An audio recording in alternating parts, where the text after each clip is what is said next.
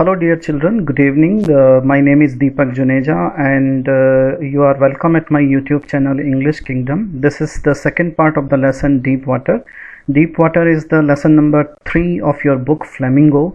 The first part we have already completed. If you haven't yet seen the video of that part 1, you can go to the description of this video. You will be finding the link of the first part of the video there. So we are going to begin the second part. As we studied in the first part that William Douglas is the main character of this story, and it is narrated how he developed a kind of fear in his childhood towards water, and later on he decided to learn swimming to overcome the fear of water, and he went to YMCA pool there. There also a misadventure happened with him, and because of that misadventure he was almost drowning.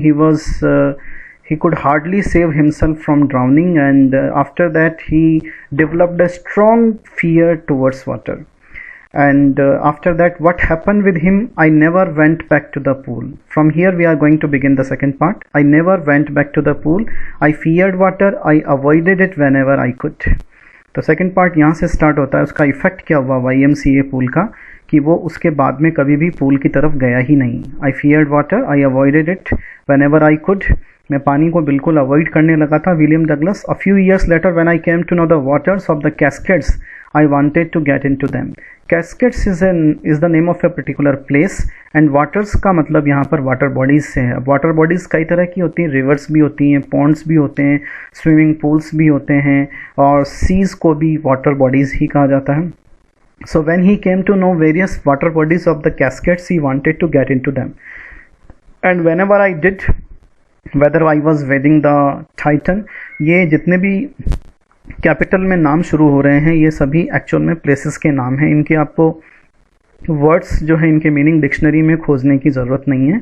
Bumping river, warm lake, got rocks, ये सब जगहों के नाम है या water bodies के नाम है. तो he wanted to enjoy those water bodies, he wanted to get into those water bodies. The terror that had seized me in the pool would come back.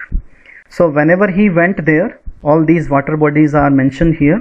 जैसे ही वो उन वाटर बॉडीज़ में जाता और तो वहाँ पर जो उसका टेरर था वो वापस दोबारा लौट कर आ जाता. It would take possession of me completely.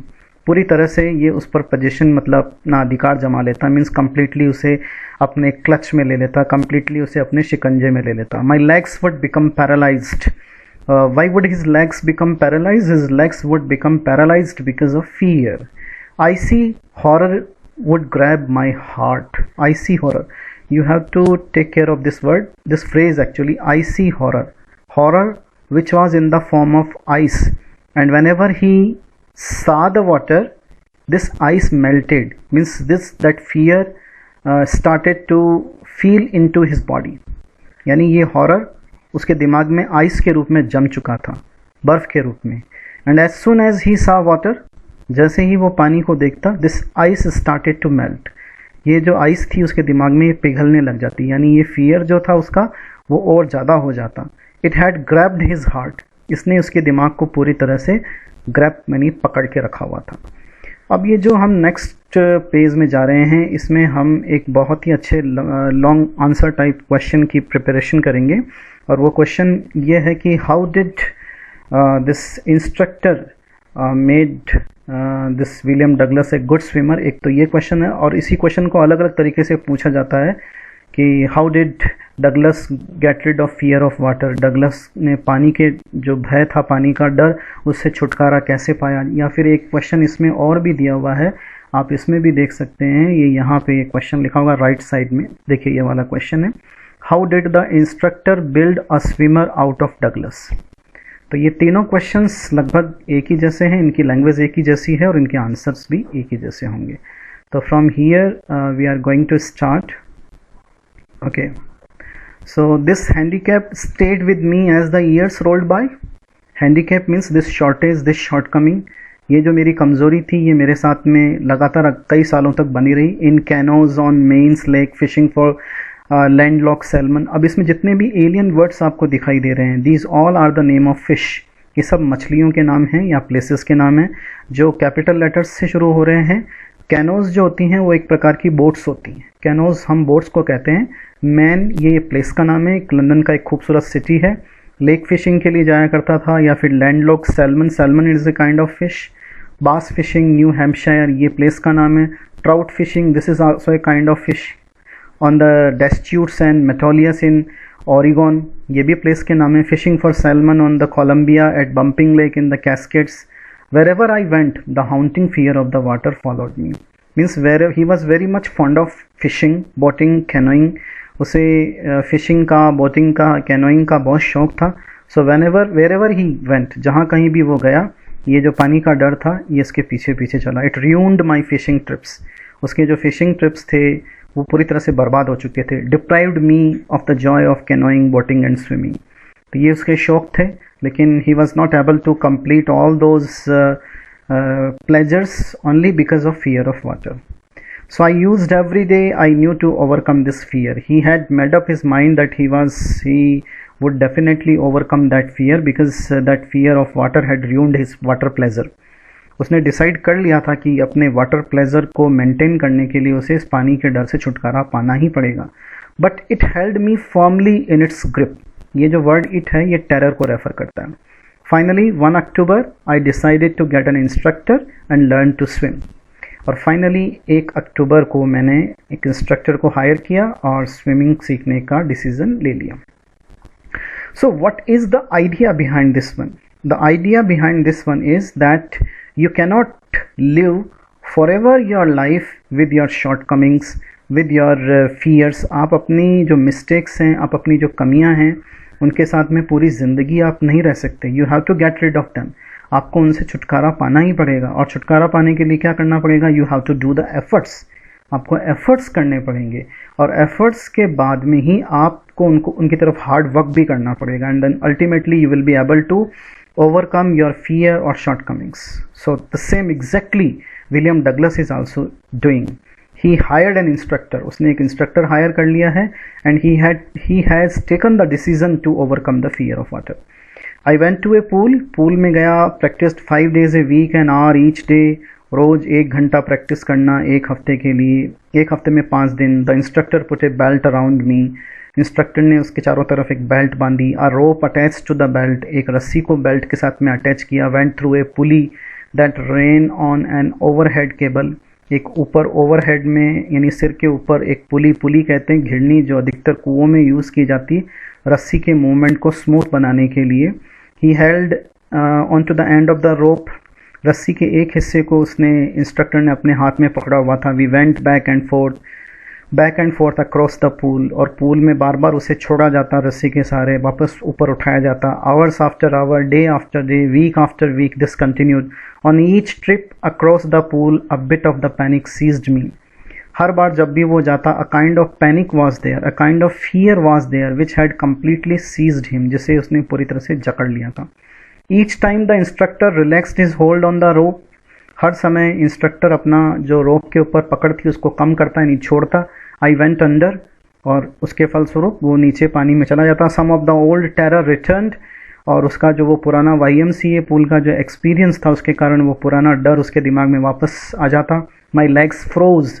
Y did his legs freeze? उसके लेग्स क्यों फ्रीज हो जाते थे? It was because of fear of water, जो पहले से उसके दिमाग में डेवलप हो चुका था। It was 3 months before the tension began to slack. Look at the patience की तरफ देखिए।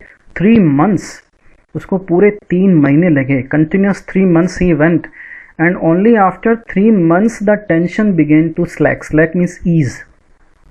3 महीने बाद में टेंशन कम होना शुरू हुआ। स्विमिंग सीखना तो अलग बात है, 3 महीने तो उसे अपनी टेंशन को दूर करने में, अपने फियर को दूर करने में लगे और अपना कॉन्फिडेंस वापस रिवाइव करने में लगे। Then he taught me to put my face under water and exhale and to raise my nose and inhale. फिर उसने मुझे सिखाया कि कैसे अपने फेस को पानी के नीचे लेके जाना है, सांस बाहर छोड़ना, एक्सेलिंग कहते हैं सांस बाहर छोड़ना, और एक्सेलिंग और इनहेलिंग दोनों एक दूसरे के अपोजिट हैं, कैसे सांस अंदर लेनी है। I repeated the exercise hundreds of times, bit by bit, यानी piece by piece. I shed part of the panic, means this panic started to remove. ये panic, ये जो fear था, ये पूरी तरह से अब गायब होने लग गया था, दैट सीज्ड मी, जिसने मुझे पकड़ा हुआ था, when my head went under water.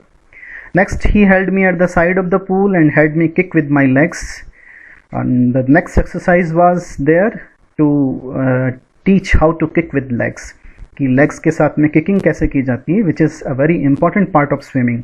For weeks I did just that.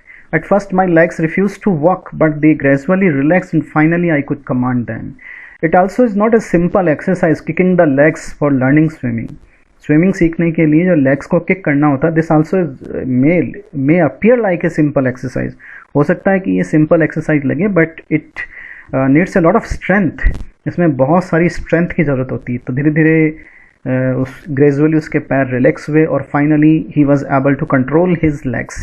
दस पीस बाई पीस, इस तरह से टुकड़ों टुकड़ों में ही बिल्ट ए स्विमर, उसने मुझे एक स्विमर बना दिया। And when he had perfected each piece he put them together into an integrated whole. तो सभी चीज़ें उसने अलग अलग तरीके से सिखाई मुझे, अलग अलग पीसेस के रूप में सिखाई और फिर उन्हें इंटीग्रेट कर दिया। इंटीग्रेट करने का मतलब इकट्ठा करना, मिक्स करना। In April he said now you can swim, dive off and swim the length of the pool, crawl stroke. In April, he declared him a good swimmer. So when did they start actually? They started actually in, I think in October. Here it is written October. And in April, he was announced as a good swimmer. So it took almost around 6 months to teach him swimming, and he became a good swimmer. I did. The instructor was finished. Instructor was finished means instructor had finished his work. But I was not finished. Means my work was not completed yet. Something was remaining there. What was remaining? His confidence was yet remaining. He was not able to get his confidence back. He yet had fear in his mind. उसके दिमाग में अभी भी वो डर था, confidence पूरी तरह से आया नहीं था। वो सीख तो गया था कि how the swimming is done, swimming की सारी टेक्निक जो है उसे आ गई थी समझ में, but yet the confidence and the fear had to be conquered. Fear और कॉन्फिडेंस दोनों पर अभी भी विजय प्राप्त करनी थी। I still wondered if I would be terror stricken when I was alone in the pool. उसे अभी भी इस बात को लेकर चिंता थी कि क्या अगर वो पूल में अकेला गया तो वो उसका डर वापस लौट के आएगा। I tried it. I swam the length up and down, tiny vestiges, tiny means small, vestiges means remaining parts. उस पुराने डर के पुराने छोटे छोटे हिस्से लौट कर आते, यानी पुराना डर थोड़ी थोड़ी मात्रा में लौट कर आता। But now I could frown, but now I had got confidence, that's why I could show anger and से टू द टेरर। और टेरर को मैं कह सकता था, ट्राइंग टू स्केयर मी, मुझे डराने की कोशिश कर रहे हो, well here is to you, look, and off I would go for another length of the pool. It means to say he tried to make his mind understand that this terror could not do anything to him. वो अपने दिमाग को ये समझाने की कोशिश कर रहा है कि ये टेरर उसका कुछ नहीं कर सकता। He has got his confidence back. तो सबसे पहले हमें अपने माइंड को, शरीर को भी ये समझाना पड़ता है कि वी हैव बिकम कॉन्फिडेंट, अब हम कॉन्फिडेंट बन चुके हैं। We have worked on our mistakes, we have worked on our shortcomings, and now we can do the wonders. This went on until July. Look at this one. April declared a good swimmer, fit swimmer, and up to July also he was not able to get the full confidence. He was still not satisfied. Means May, June and July, 3 months more. I was not sure that all the terror had left. मुझे नहीं पता था कि पूरा terror चला गया है या नहीं गया है। So I went to Lake Wentworth in New Hampshire. अब इसमें भी थोड़ा ध्यान रखने की ज़रूरत है क्योंकि एक साल बोर्ड के एग्जामिनेशन में ये वाटर बॉडीज़ के नाम पूछ लिए गए थे कि which water bodies did Douglas try to get rid of his residual doubts. Residual doubts means बचे हुए डाउट्स को दूर करने के लिए उसने किन किन वाटर बॉडीज़ को ट्राई किया। This was very unexpected question, क्योंकि जनरली इस तरह के प्लेसेस के नाम याद करने को कोई ज़्यादा इतनी तरजीह देता नहीं है, लेकिन उस समय ये पूछा गया था। So we should be wary of this one also कि वो लेक वेंटवर्थ में गया, न्यू हैम्पशायर में, dived off a dock at Tricks Island and swim 2 miles across the lake to Stamp Act Island. ये सभी वाटर बॉडीज़ के नाम हैं। आइलैंड्स, ट्रिक्स आइलैंड, ये प्लेसेस के नाम। I swim the crawl stroke, breast stroke, side stroke and back stroke. ये swimming की टेक्नोलॉजीज हैं। अलग अलग प्रकार के स्ट्रोक्स होते हैं। ब्रेस्ट स्ट्रोक जो ब्रेस्ट के सहारे लिया जाता है, साइड स्ट्रोक जो साइड यानी आपकी जो बैक साइड होती है उसके सहारे ले आता है, एंड बैक स्ट्रोक। ये अलग अलग स्ट्रोक्स स्विमिंग में आते हैं। Only once did the terror return. When I was in the middle of the lake, I put my face under and saw nothing but bottomless water. The old sensation returned in miniature. Miniature means small quantity. So there also he tried, and when he went to the bottom of water, he felt that old sensation. जो पुरानी sensation YMCA pool में हुई थी, वो उसे वापस लौट के आई हल्की हल्की. I laughed, and again he laughed and said, "Well, Mr. Terror, what do you think you can do to me?" I fled and I swam on. तो ये जो टेरर से बात करना है, ये टेरर कोई आदमी का नाम नहीं है. ये terror actually it is sitting in the mind. ये उसके दिमाग में ही बैठा है. तो ये अपने माइंड को ही समझा रहा है कि you can not do anything. Mind में जो टेरर बैठा हुआ है उसी को समझा रहा है कि ये टेरर मेरा कुछ नहीं कर सकता. Yet I had residual doubts. Residual doubts means remaining doubts. At my first opportunity I hurried west, went up the Tieton to Conrad Meadows, up the Conrad Creek Trail to Mead Glacier, and camped in the high meadow by the side of the warm lake. All these are names of the water bodies. सभी capital letters में शुरू होते हैं, इसलिए इन नामों के लिए dictionary ढूंढने की ज़रूरत नहीं है. These are the names of places. The next morning I stripped, dived into the lake and swam across to the other shore and back, just as Doc Corpon used to do. अब ये Doc Corpon किसी swimmer का नाम है, किसी व्यक्ति का नाम है. I shouted with joy and Gilbert Peak returned the echo. I had conquered my fear of water.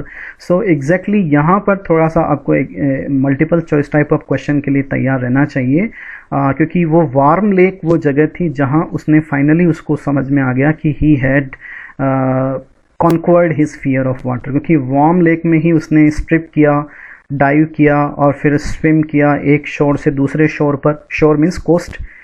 और वहीं पर गिलबर्ट पीक भी थी और उसने वो शाउटेड विद जॉय और गिलबर्ट पीक ने उसकी आवाज़ को रिटर्न किया.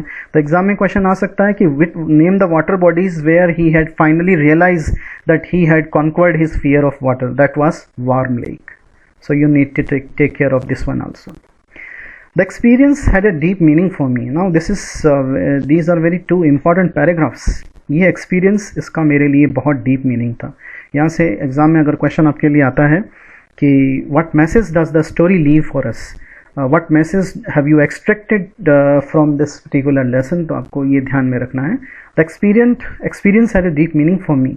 इस एक्सपीरियंस का मेरे लिए बहुत बड़ा मतलब था. As only those who have known stark terror, जो इस अनयूजुअल टेरर को जानते हैं और उस पर उन्होंने इसको डिफीट किया, वही इसको अप्रिशिएट कर सकते हैं, वही इसको रियलाइज़ कर सकते हैं.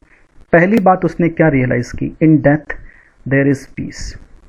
कि डेथ से डरने की ज़रूरत नहीं है, मौत से डरने की तो बिल्कुल भी ज़रूरत नहीं है, क्योंकि मौत में पीस है, अल्टीमेट पीस है.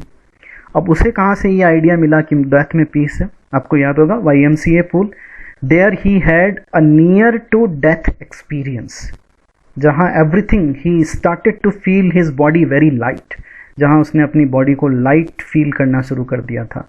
Completely blackness was spreading over the mind पर पूरी तरह से ब्लैकनेस छा रही थी. And he was feeling as if he was completely out of any fear. तो एक तो ये बात उसको रियलाइज हुई कि in death there is peace. एक तो ये चीज़ उसको realise. There is terror only in the fear of death. जो टेरर है वो डेथ की फियर में है, डेथ में टेरर नहीं है. As Roosevelt knew when he said all we have to fear is fear itself. Roosevelt ने एक बार कहा था कि हमें अगर किसी से डरने की ज़रूरत है तो वो खुद डर है. यानी जब तक वो कहते हैं ना, फिल्म का डायलॉग है, जो डर गया वो मर गया. तो हियर आल्सो कि हमें डर से डरने की ज़रूरत है. अगर हम डर जाएंगे तो देन ऑब्वियसली, अब ये डर किसी भी चीज़ का हो सकता है. इट मे बी द डर of your subject, any subject, किसी भी चीज़ का, जैसे मैंने पहले बात की थी. तो हमें उससे डरना नहीं है, बल्कि हमें उस डर के कारणों का पता लगा के और उसके ऊपर जो एक्शन लेके, और then we have to finally overcome it. Because I experienced both the sensation of dying, मैंने मरने की सेंसेशन को भी फील किया और टेरर को भी फील किया, जो इसके कारण आता है. The will to live somehow grew in intensity. तो मेरे में अब जीने की इच्छा शक्ति भी और तेज हो गई. At last I felt released, free to walk the trails and climb the peaks and to brush aside fear. Or at last I was completely out of the fear. I had conquered all fear and I had brushed aside this fear. So this was all from the second part of this lesson, Deep Water. If you have any difficulty, please drop your queries in the comment box. I definitely will help you. Thank you for watching.